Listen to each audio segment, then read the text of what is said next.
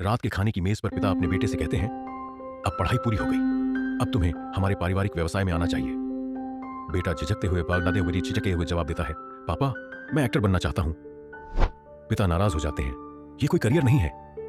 बेटे की आंखों में आंसू आ जाते हैं, लेकिन वह चुप रहता है। क्या पिता कभी उसके सपनों को समझ पाएंगे? मीशे। बेटा छुप छुप कर थिएटर वर्कशॉप में जाता है, लेकिन एक दिन पिता उसे रंगमंच पर देख लेते हैं। गुस्से से भरे पिता उसे घर ले जाते हैं और डांटते हैं, तुम्हें यह सब करने की जरूरत नहीं। बेटा हिम्मत जुटाकर कहता है, पापा यह मेरा सपना है। पिता चुप हो जाते हैं, लेकिन उनकी आंखों में निराशा झलकती है। क्या यह दूरी और बढ़ेगी या कोई रास्ता निकलेगा? पिता बेटे को जबरदस्ती अपने ऑफिस ले जाते हैं और उसे काम सिखाने की कोशिश करते हैं। बेटा उदास होकर फाइलों को देखता है, लेकिन उसका मन कहीं और है। एक दिन पिता उसे अकेले थिएटर में प्रैक्टिस करते हुए देखते हैं।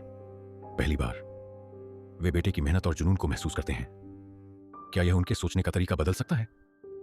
पिता बेटे के अभिनय को ध्यान से देखते हैं और महसूस करते हैं कि यह सिर्फ एक शौक नहीं, बल्कि उसका जुनून है। वे पुरानी यादों में खो जाते हैं, जब उन्होंने भी अपने पिता के दबाव में अपने सपनों को छोड़ दिया था। पहली बार वे बेटे की जगह खुद को रखकर सोचते हैं, क्या वे अपने बेटे को भी वही गलती दोहराने देंगे?